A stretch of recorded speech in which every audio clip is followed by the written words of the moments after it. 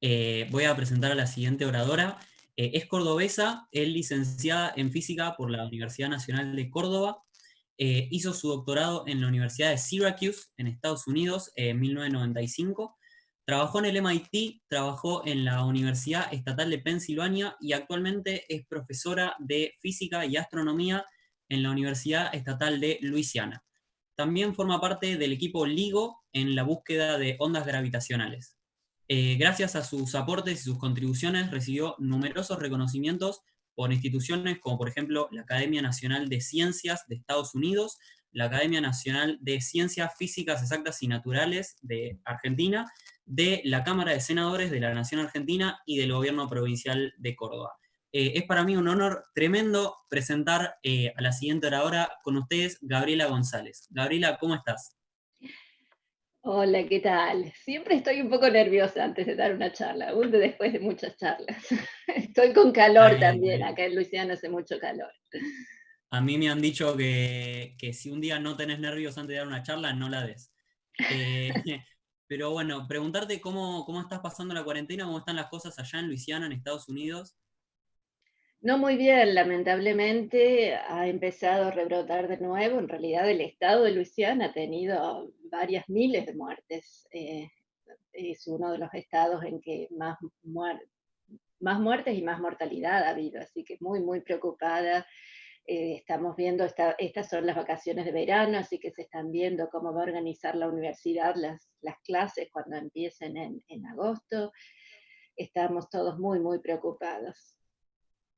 Bueno, entonces mucha fuerza para allá, cuídate mucho, por favor, que Sí, para sí, la me comunidad cuido. científica, en especial en Argentina, sos muy valiosa. Y bueno, nada, el escenario es todo tuyo, te dejo, mucha suerte. Muchísimas gracias.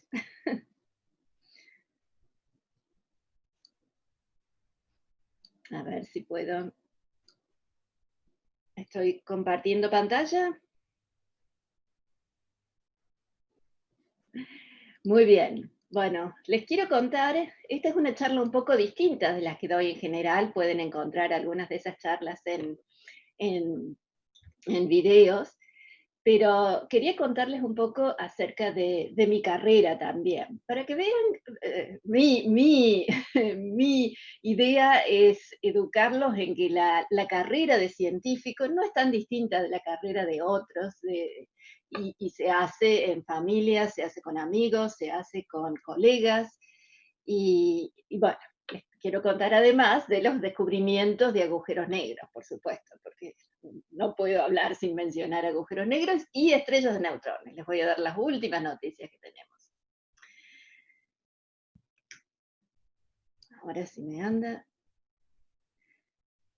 Hablamos de agujeros negros, y que es una predicción de la teoría de Einstein, y la teoría también nos dice que si hay dos agujeros negros, se van a mover uno alrededor del otro, pero además ese movimiento va a producir unas agurritas en el espacio-tiempo que se llevan energía del sistema y hacen que los agujeros negros se acerquen cada vez más. A mí me gusta decir que están bailando un tango y terminan en un abrazo. Y en la señal de ese abrazo viaja al resto del universo. Nadie había visto nunca una colisión de agujeros negros. Sabemos de agujeros negros porque a veces hay un agujero negro al lado de una estrella y entonces hay luz, hay materia que produce ondas electromagnéticas que se ven en telescopios, pero si tenemos dos agujeros negros no hay luz. Pero esas ondas gravitacionales son las que hemos podido detectar. Hemos estado construyendo instrumentos como el que ven atrás mío por más de 40 años, hasta que en el 2015 finalmente vimos la primera onda gravitacional.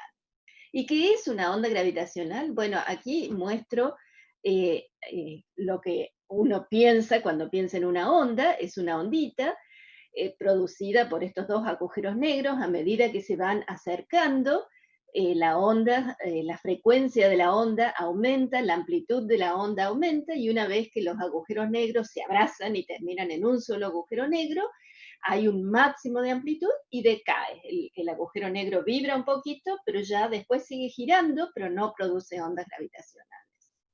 Y estas ondas gravitacionales suenan muy misteriosas, pero no son ondas de sonido, no son ondas electromagnéticas, son ondas de espacio-tiempo. Con el espacio tenemos un poco más de intuición, relacionamos el espacio con distancia, y lo que quiere decir que si hay una onda gravitacional pasando por acá, es que las distancias entre los objetos se van a alargar y achicar, alargar y achicar, alargar y achicar. Eso es una onda gravitacional.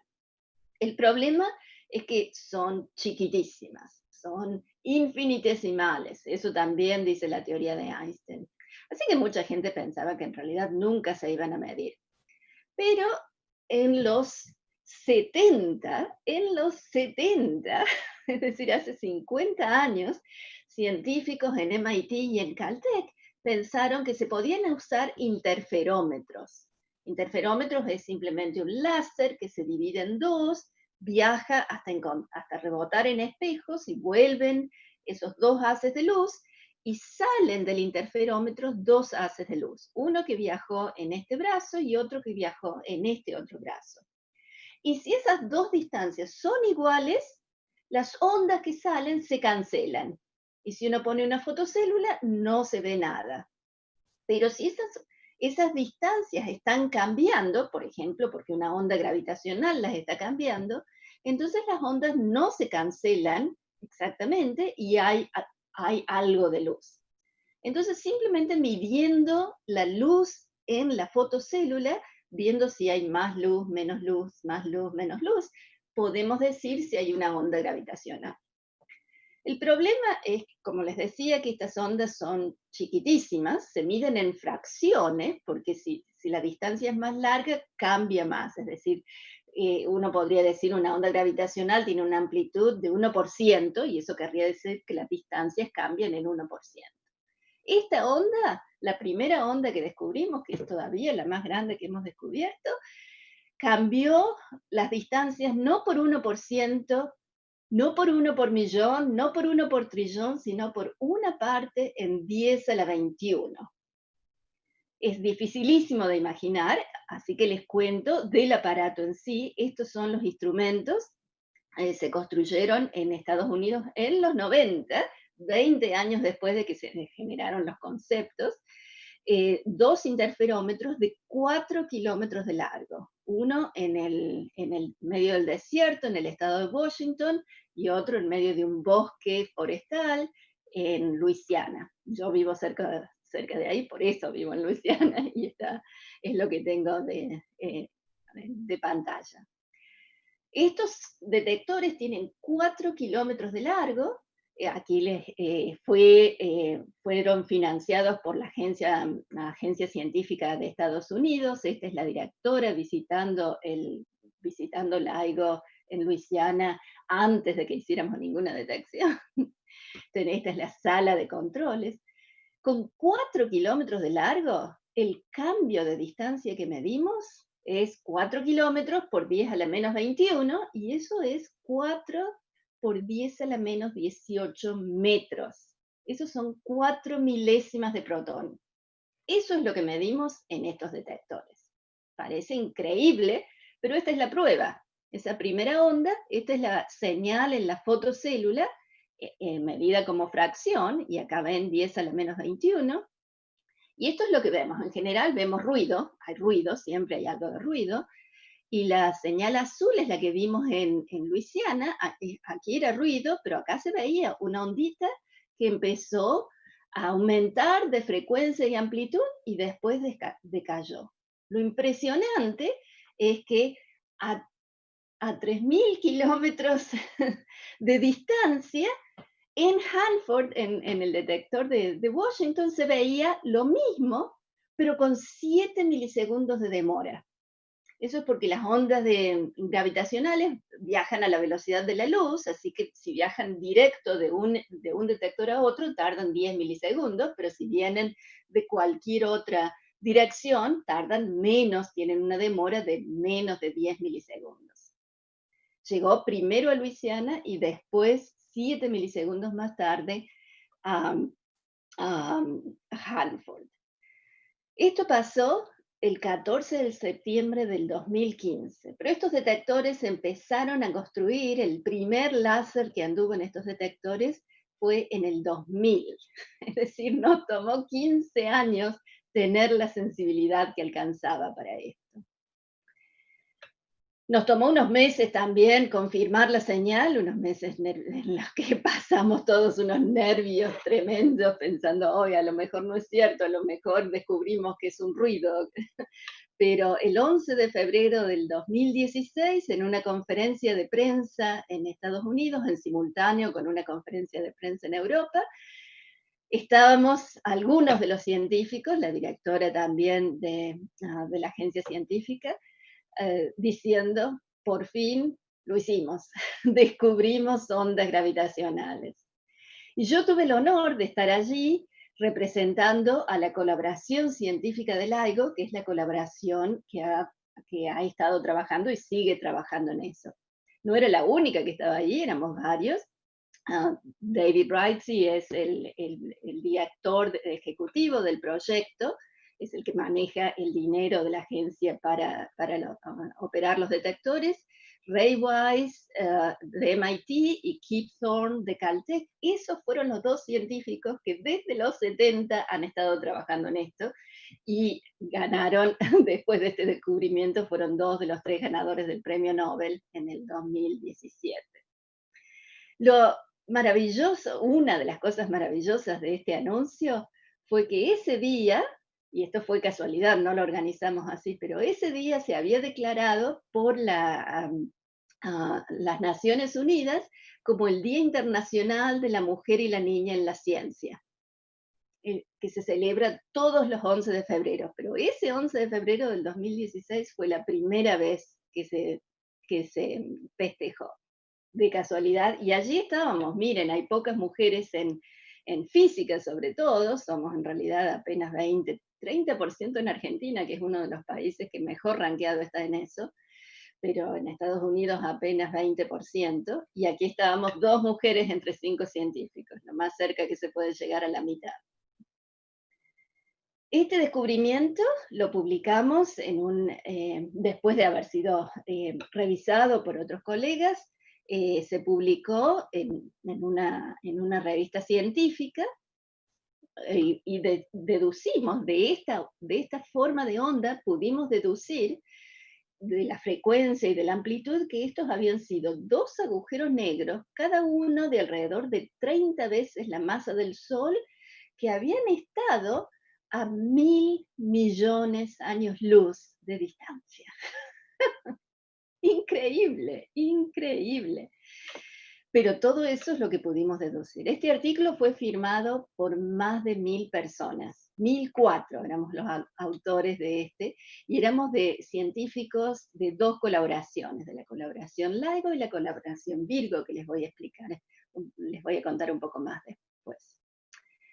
¿Qué es una colaboración? Bueno, es un montón de gente en un montón de instituciones, somos ahora más alrededor de 1.300 personas en alrededor de 100 instituciones en muchos países diferentes, y nos organizamos, estamos organizados en muchos grupos de trabajo dedicados a desarrollar la tecnología, a analizar los datos, a interpretar los datos, a hacer andar las computadoras, hacer andar los detectores. Tenemos todo tipo de gente que hace todo tipo de cosas, técnicos, ingenieros, físicos, físicas, ingenieras.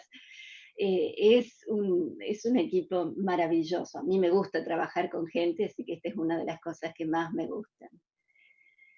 Como les digo, hay gente en muchos países, no tanto en Latinoamérica. Este tema de investigación es un tema sobre todo experimental, es un tema medio caro, pero hay dos grupos en Brasil, y nos organizamos democráticamente. Tenemos un vocero que es el líder de la colaboración, y que es elegido cada 2 años por los miembros de la colaboración. El primer líder fue Ray Wise, que es mi ídolo, uno de mis ídolos. El segundo fue Peter Solson, que fue mi director de tesis de doctorado. El tercero fue David Brightsey, que fue que es ahora el director ejecutivo del proyecto. Yo fui la cuarta vocera, fui elegida en el 2011 y después 2 veces más.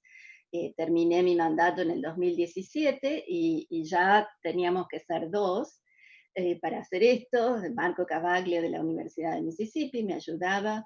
Después del 2017, David Shoemaker y Laura Cadonati. Me estoy dando cuenta que no he puesto el nuevo vocero que empezó este año, Patrick Brady. Y somos todos colegas, somos todos amigos, trabajamos todos muchísimo, pero no ser el líder me tocó ser líder de la colaboración en un momento impresionante, pero el mérito no fue mío, es de toda esta gente trabajando juntos. Ahora les quiero contar cómo fue que llegué a estar en ese estadio, a trabajar en este equipo. Y fue un camino medio zigzagueante. Yo, como dijo Chino, soy de Córdoba, nací en Córdoba, fui a la escuela en Córdoba, tengo una familia relativamente chica, tengo solamente un hermano, Javier, 3 años más chico que yo, y somos muy cercanos, nos queremos todos muchísimo. Mis padres y mi hermano todavía viven en Córdoba, sobre todo mis padres siempre se preocuparon muchísimo por la educación, en buscar escuelas que tuvieran programas progresistas. Esto era en los 70. Y en la secundaria, por ejemplo, me anotaron en una escuela que me encantó, que tenía especialidad en química, que me encantaba, a mí me gustaba la matemática, la química, y esta escuela estaba en la otra punta de Córdoba, y me llevaba todos los días mi papá a esa escuela. Tuve cumpleaños de 15 en la casa de mi abuela, era todo muy, muy casero. Me recibí de esta escuela en el 82, el año de la Guerra de Malvinas. Fui abanderada, pero eso en realidad era más una pesa que otra cosa, porque me costaba estar quieta todo el tiempo ahí. La verdad es que no era algo que yo hubiera elegido hacer. Empecé a estudiar en la Universidad de Córdoba, licenciatura en física, a pesar de que había sido la química lo que me gustaba. Cuando aprendí que estaba todo hecho de átomos y que yo pensaba que si uno entendía los átomos podía explicar todo, porque las plantas, los árboles, las estrellas, está todo hecho de átomos. Y también no pensaba en ser científica, pensaba que uno iba a la universidad a estudiar de libros, donde ya estaba todo hecho. En la universidad, por supuesto, me di cuenta que no, que ni siquiera no era que las respuestas existieran, sino que había muchas preguntas que ni siquiera estaban hechas todavía. Y allí me enamoré de la ciencia y de la teoría de la relatividad, la teoría, no experimental. Y en eso tuve 2 mentores, Mario Díaz, que fue el primero doctor en física teórica en la universidad, y Reinaldo Gleiser, y ellos trabajaban con un chico joven que estaba haciendo el doctorado en el Balseiro, pero venía a hacer investigación en relatividad a Córdoba, y nos enamoramos. Jorge Pulin, mi marido, gaitero también. Ya tenemos más de 30 años de casado. Nos gusta decir que nosotros probamos que Einstein se equivocaba, porque tengo un póster atrás mío que dice, que se le atribuye a Einstein diciendo que la gravedad, su teoría de la gravedad, no debe ser culpada porque la gente caiga en los brazos del amor. Pero Jorge y yo nos encontramos porque los dos estábamos haciendo relatividad en la Universidad de Córdoba. Siempre me encanta contar esa historia.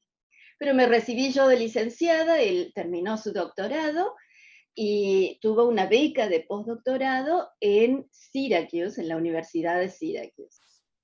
Nos mudamos a principios de año, en medio del verano caliente, en Córdoba, en medio de una tormenta de nieve en Syracuse. Fue realmente un shock cultural cultural, geográfico. Ese primer año ha sido uno de los años ha sido el año más difícil de mi vida, luchando con enfermedades, porque había empezado a tener diabetes, tengo todavía diabetes tipo 1, y con el idioma y la cultura y un sistema científico diferente. Empecé a trabajar en la teoría de la relatividad con un director, que es un científico muy conocido, Bai Ashtekar, hindú, y allí también empecé a escuchar de este proyecto de usar interferómetros para construir ondas gravitacionales, que recién, esto era en los 90, recién se estaba empezando, y me encantó eso. Y me encantó tanto que me cambié totalmente de especialidad. En vez de hacer mi tesis en teoría, la hice en experimento, ayudando a construir, diseñando, entender el ruido de estos detectores. Este es el día de mi doctorado con mi director de tesis, Peter Solson, de Syracuse. Y después de allí, bueno, les mostraba el interferómetro porque en ese momento en lo que me especializaba es que los espejos en el interferómetro se cuelgan de hilos, y yo lo que estudiaba era cuánto se movía ese espejo, cuánto ruido iba a introducir debido al movimiento browniano, debido a las vibraciones de los átomos en el espejo, que es uno de los ruidos que todavía nos limitan. En Estados Unidos, bueno, estábamos Jorge y yo, pero él tenía una beca de postdoctorado y siguió su beca de postdoctorado después de 2 años, tuvo otra beca en el estado de Utah, que estaba lejísimos, así que empezamos a vivir en casas diferentes, a pesar de vernos seguido. Yo terminé mi doctorado en el 95 y me fui a trabajar con Ray Wise a MIT, de nuevo diseñando esos equipos iniciales del LIGO. Cuando estaba yo allí, Jorge estaba como profesor ya en un pueblito en la Universidad Estatal de Pensilvania, y esto cuando yo estaba en Syracuse y él estaba en State College, manejábamos casi todos los fines de semana para vernos. Manejar de MIT a State College llevaba 11 horas, así que era demasiado. Compramos una casita rodante y la estacionamos en un parque, y allí nos veíamos. Y desde el 2001 nos mudamos los dos a Luisiana para poder trabajar en este proyecto para mí, y además Jorge también con una posición de profesor con fondos de investigación. Desde entonces vivimos en Luisiana. Estos detectores, volviendo un poco al tema de la ciencia, son muy, muy complicados. No son un interferómetro con un láser y 2 espejitos como mostraba yo. El láser viaja en vacío, 4 kilómetros en cada brazo. El láser es un láser muy potente. Los espejos, como les decía, están colgados ahora de péndulos cuádruples. En la época inicial teníamos péndulos simples. Todo eso se cuelga de un sistema de aislación sísmica activa para que los espejos no se muevan cuando el suelo se mueve. El suelo se está siempre moviendo, y muchísimo más que 4 milésimas de protón, que es la amplitud de la onda gravitacional. Todo eso se pone el sistema de aislación sísmica y los espejos colgados en una cámara de vacío. Esta es la cámara de vacío donde está el divisor de haces, y todo esto genera una señal en la que buscamos ondas gravitacionales. Y es todavía mucho más complicado que eso. No es que tengamos nada más que un divisor de haces y 2 espejos. Tenemos otro montón de espejos para hacer que la luz vaya y vuelva, y tenemos que controlar esos espejos para poder tener la sensibilidad que teníamos. Y todo eso lo fuimos aprendiendo a manejar por años, Sobre todo después de instalar todos los espejos en vacío, toda la acción está en la sala de controles. Ese es mi lugar favorito en el mundo. Y en la sala de controles estamos en general mirando computadoras, tratando de entender por qué no anda el detector, cómo podemos reducir el ruido y a veces cuando lo hacemos andar, cuando descubrimos cómo operarlo para poder eh, tomar datos, festejamos así, así no festejamos ondas gravitacionales, festejamos hacer andar el detector. Y todo esto se hace con mucha gente, el trabajo de mucha gente, sobre todo gente joven. Cuando la gente piensa en físicos, en general piensan en Einstein, a veces piensan en gente como Ray Weiss y Kip Thorne, pero aún ellos en realidad, cuando hicieron su mejor trabajo, lo hicieron de jóvenes. Eso nos tendríamos que imaginar, las fotos de ellos de jóvenes. Y a lo mejor, bueno, a lo mejor no, estoy segura, estas tres personas, Einstein, Ray Weiss y Kip Thorne, son genios, pero de las 1.300 personas que trabajamos en LIGO, hay poquísimos genios. La mayoría son gente normal como yo. Somos gente que hacemos de todo un poco en equipo, trabajando juntos, sin ser genios, pero trabajando muy, muy duro. Y como cuando uno muestra foto con mucha gente no se ve la gente individual. A mí me gusta esta foto, que es la gente joven del grupo nuestro en la Universidad de Luisiana, trabajando con LIGO, festejando ese 11 de febrero del 2016. Estos son los físicos que ustedes deberían imaginarse cuando piensan en físicos y físicas. Espero que esto ayude a cambiar esa mentalidad.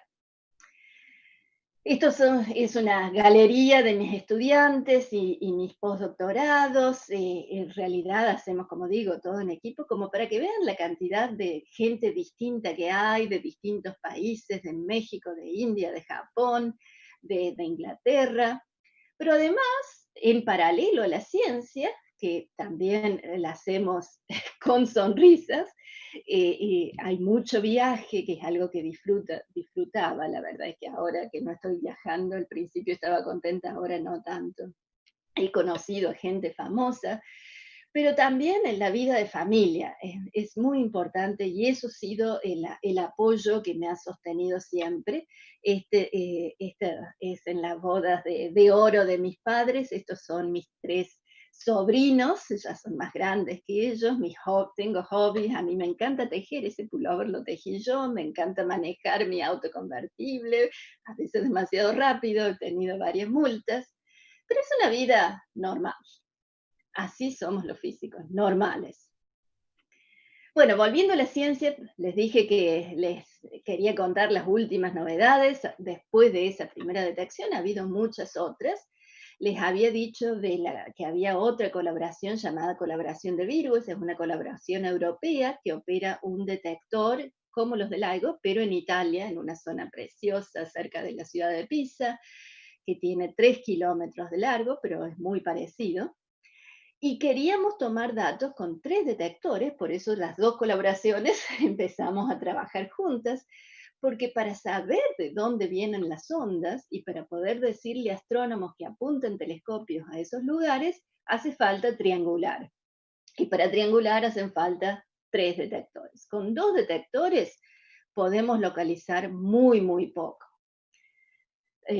Como les decía, en la primera detección fue en el 2015, tomamos 4 meses de datos en el 2015 y 2016 con los detectores LIGO y descubrimos 3 ondas gravitacionales. Esta fue la primera y otras 2 más también por la colisión de agujeros negros o el abrazo después del tango de los agujeros negros. Empezamos a tomar datos de nuevo en el 2016 y vimos 7 señales de agujeros negros y una distinta. Una que era mucho, mucho más larga.